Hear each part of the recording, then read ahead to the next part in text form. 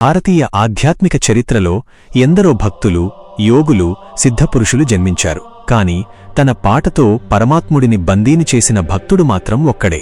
ఆయన గొంతు విప్పితే కొండలమీద కోనేటి రాయుడు పరవశించిపోతాడు. ఆయన కలం కదిలితే వేదాల సారం సామాన్యుడి చెంతకు చేరుతుంది. భక్తి అంటే కేవలం పూజలు చేయడం కాదు. భక్తి అంటే కేవలం ఆలయాల చుట్టూ తిరగడం కాదు. భక్తి అంటే తన అస్తిత్వాన్ని పూర్తిగా దైవంలో విలీనం చేయడం. ఆ విలీనానికి నిలువెత్తు రూపమే తాళ్లపాక అన్నమయ్య. ఒక మనిషి తన జీవితకాలంలో ఎన్ని పనులు చేయగలడు? ఒక 10, 100, మహా అయితే 1000. కాని 32,000 సంకీర్తనలు రాయడమంటే అది మానవ మాతృడికి సాధ్యమయ్యే పని కాదు. అది సాక్షాత్తు ఆ శ్రీమన్నారాయణుడి సంకల్పం. అన్నమయ్య రాసిన ప్రతి పాటలో ఒక వింత శక్తి ఉంటుంది. ఒక పాటలో శృంగారం కనిపిస్తే మరో పాటలో వైరాగ్యం ఉట్టిపడుతుంది. ఇంకొక పాటలో సామాజిక విప్లవం మారుమోగుతుంది. అసలు అన్నమయ్య తిరుమలకు రాకముందు ఆ కొండలమీద భక్తి ఎలా ఉండేది? తిరుమల క్షేత్రం ఎప్పటినుండో ఉన్నా దానికి సంకీర్తనల శోభను అద్ది సామాన్య ప్రజల గుండెల్లో కొలువుదీర్చిన ఘనత అన్నమయ్యదే. రాజులు మారారు, రాజ్యాలు మారాయి, కాని అన్నమయ్య పాట మాత్రం కాలం గడిచే కొద్దీ మరింత పదును తేలుతోంది. తిరుమల గర్భాలయంలో వెలిగే ఆ దీపం ఎంత సత్యమో అన్నమయ్య పాటలో ఉన్న భక్తి కూడా అంతే సత్యం. లోకంలో ఎందరో కవులు ఉన్నారు, కాని వారందరూ మనుషుల గురించి రాశారు, తమ స్వార్థం కోసం రాశారు. కాని అన్నమయ్య మాత్రం తన కవితా మాధుర్యాన్ని కేవలం గోవిందుడికే అంకితం చేశారు. నరస్తుతి చేయనని గర్జించిన ఆ గొంతు ఇవాళ కోట్లాది మందికి స్ఫూర్తిదాయకం. మనం ఈనాడు ఎన్నో టెక్నాలజీల గురించి మాట్లాడుకుంటాం, కాని 100 ఏళ్ల క్రితమే తన జ్ఞానంతో సమాజంలోని అసమానతలను ప్రశ్నించిన మేధావి అన్నమయ్య. గాలి, నీరు, నిద్ర అందరికీ ఎలాగైతే సమానమో దైవం కూడా అందరికీ సమానమే అని ఆయన చాటి చెప్పారు. ఆనాడు ఆయనను వ్యతిరేకించిన వారు ఉండవచ్చు, కాని ఆయన సిద్ధాంతాన్ని తలవంచని వారు ఎవరూ లేరు. అన్నమయ్య జీవితం ఒక నిరంతర ప్రవాహం. అందులో కష్టాలు ఉన్నాయి, కన్నీళ్లు ఉన్నాయి, ఆపై అంతులేని భక్తిభావముంది. విజయనగర సామ్రాజ్య వైభవం ఒకవైపు, తిరుమల కొండల నిశ్శబ్దం మరోవైపు. ఈ రెండిటి మధ్యన నలిగిన ఒక సామాన్య భక్తుడు ఎలా అసాధారణమైన శక్తిగా మారాడో తెలుసుకోవటం ప్రతి భారతీయుడి బాధ్యత. ఒక రాగి రేకుమీద అక్షరాలు చెక్కితే అవి ఎన్నేళ్లు ఉంటాయి, కాని అన్నమయ్య అక్షరాలు మాత్రం రాగి రేకుల మీద మాత్రమే కాదు, భక్తుల హృదయాల మీద శాశ్వతంగా చెక్కబడ్డాయి. ఆ అద్భుతమైన ప్రయాణాన్ని, ఆ మధురమైన గాథను ఇప్పుడు పూర్తి వివరంగా తెలుసుకుందాం. ఈ విశ్వంలో ఎన్నో శబ్దాలు ఉన్నాయి, కాని ఒకే ఒక శబ్దం కాలాతీతమై నిలిచిపోయింది. ఒక సామాన్య మనిషి గొంతులోంచి పుట్టిన ఆ పదం సాక్షాత్తు కలియుగ దైవాన్ని నిద్రలేపుతుంది. అదే గొంతు మళ్లీ ఆ దేవుడిని జోలపాడి నిద్రపుచ్చుతుంది. ఒక మనిషి పాడితే దేవుడు వినడం మనం విన్నాం, కాని ఒక భక్తుడు పాడకపోతే ఆ దేవుడు నిద్రపోడు అంటే అది ఎంతటి అద్భుతం!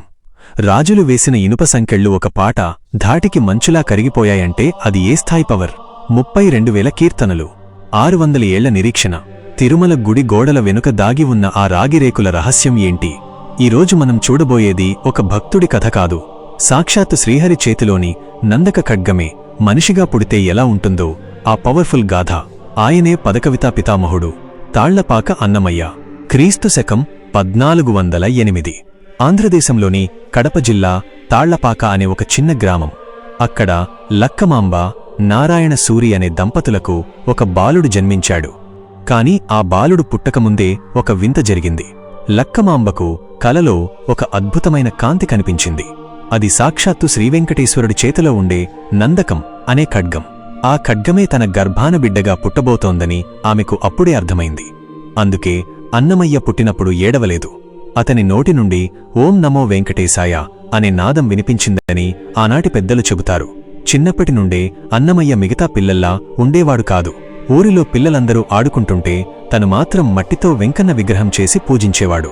ఇంట్లో వాళ్లు తనను సంసారంలో దించాలని పెళ్లి చేశారు. కాని అన్నమయ్య మనసు మాత్రం ఆ ఏడుకొండలవాడి చెంతే ఉంది. ఒకరోజు పొలంలో గడ్డి కోస్తున్నప్పుడు అన్నమయ్య వేలు తెగింది, రక్తం కారింది. ఆ రక్తాన్ని చూసిన అన్నమయ్యకు ఒక్కసారిగా జ్ఞానోదయం కలిగింది.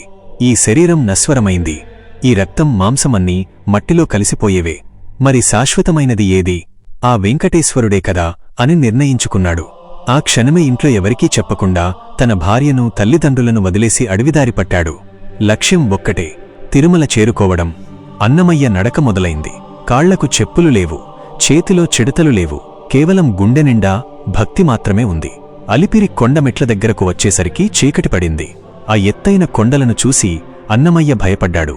నేను పాపాత్ముడిని, ఈ పవిత్రమైన కొండలపై అడుగుపెట్టే అర్హత నాకు ఉందా అని ఏడుస్తూ అక్కడే నిద్రపోయాడు. అప్పుడు ఒక అద్భుతం జరిగింది.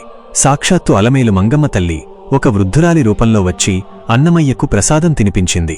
ఆ తల్లి స్పర్శ తగలగానే అన్నమయ్యలో ఉన్న వాగ్గేయకారుడు మేల్కొన్నాడు. కళ్ళు తెరవగానే ఎదురుగా ఉన్న 7 కొండలు దేవుడి స్వరూపంలా కనిపించాయి. ఆ పారవస్యంలో ఆయన నోట వచ్చిన మొదటి మాటలే ఇప్పటికీ మన చెవుల్లో మారుమోగుతున్నాయి. అదివో అల్లదివో శ్రీహరి వాసము, 10,000 శేషుల పడగలమయము. ఆ పాట వింటుంటే ఇప్పటికీ మన వెన్నులో వణుకు పుడుతుంది. అలా మొదలైన అన్నమయ్య ప్రయాణం తిరుమల స్వామి పాదాల దగ్గర చేరింది. అక్కడ ఆయన స్వామిని చూసి పరవశించిపోయాడు. దేవుడిని కేవలం భయంతో చూడలేదు, ఒక ప్రేమికుడిగా, ఒక స్నేహితుడిగా చూశాడు. స్వామికి అలుపు వస్తే అన్నమయ్య పాట పాడాలి, స్వామికి ఆకలి వేస్తే అన్నమయ్య నైవేద్యం పెట్టాలి. అంతటి చనువు ఆ భక్తుడిది. అన్నమయ్య భక్తి ఊరంతా పాకింది.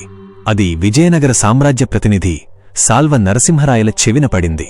అన్నమయ్యను తన దర్బారుకు పిలిపించుకున్నాడు రాజు. అన్నమయ్య పాటలు విని ముగ్ధుడైపోయాడు. కాని రాజు అహంకారం ఒక్కసారిగా మేల్కొంది. అన్నమయ్య, ఆ దేవుడి మీద 1000 పాటలు పాడావు కదా, నా మీద ఒక్క పాట పాడు, నీకు కావాల్సినంత బంగారమిస్తాను అన్నాడు. అప్పుడు అన్నమయ్య సింహంలా గర్జించాడు. నా గొంతు కేవలం హరినామ సంకీర్తన కోసమే పుట్టింది, నరస్తుతి చేయను. ఈ గొంతు ఆ వెంకన్నకే అంకితం అని తెగేసి చెప్పాడు. రాజుకు కోపం వచ్చింది. భక్తుడు అని కూడా చూడకుండా అన్నమయ్యను జైలులో బంధించి కాళ్లకు చేతులకు బరువైన ఇనుప సంకెళ్లు వేయించాడు. చీకటి గదిలో సంకెళ్లతో ఉన్న అన్నమయ్య కళ్ళు మూసుకున్నాడు. బాధపడలేదు, పౌరుషంతో పాడుకున్నాడు. ఆకటి వేళల అలపైన వేళల తేకువ హరినామమే దిక్కుమరిలేదు. ఆ పాటలో ఉన్న పవర్ ఎంత అంటే, అన్నమయ్య పాడుతుంటే ఆ ఇనుప సంకెళ్లు వాటంతట అవే పిచ్చుక గోళ్లలా విడిపోయి కింద పడిపోయాయి. అది చూసిన సైనికులు భయంతో వణికిపోయారు. రాజు పరుగున వచ్చి అన్నమయ్య పాదాలమీద పడ్డాడు. అధికారం భక్తి ముందు తలవంచిన అద్భుత ఘట్టమది. అన్నమయ్య కేవలం భక్తుడు మాత్రమే కాదు, ఒక గొప్ప సామాజిక విప్లవకారుడు. 600 ఏళ్ల క్రితమే కులమతాల గోడలు బద్దలు కొట్టాడు. సమాజంలో ఒకరు ఎక్కువ, ఒకరు తక్కువ అనే వివక్షను ఆయన సహించలేదు. అందుకే ఆయన బ్రహ్మమొక్కటే, పరబ్రహ్మమొక్కటే అనే కీర్తనను రాశాడు. నిద్ర అందరికీ ఒకటే, ఆకలి అందరికీ ఒకటే, మరి మనుషుల మధ్య ఈ తేడాలు ఎందుకు అని ప్రశ్నించాడు. ఒక రాజు పడుకునే పరుపుమీద నిద్ర ఒకటే, ఒక పేదవాడు పడుకునే నేలమీద నిద్ర ఒకటే. అలాంటప్పుడు దేవుడి ముందు అందరూ సమానమే అని చాటి చెప్పాడు. అంత్యజులైనా అగ్రవర్ణాలైనా స్వామి దృష్టిలో అందరూ సమానమే అని నిరూపించడానికి ఆయన చేసిన పోరాటం అద్వితీయం. అందుకే ఇప్పటికీ తిరుమలలో బ్రహ్మోత్సవాల సమయంలో అన్నమయ్య వంశస్థుల సంకీర్తనలు లేనిదే స్వామికి సేవలు పూర్తికావు. అన్నమయ్య జీవితంలో అత్యంత బాధాకరమైన థ్రిల్లింగ్ పాయింట్ ఆయన రాసిన రాగిరేకుల రహస్యం. ఆయన తన జీవితకాలంలో 32,000 కీర్తనలు రాశారు.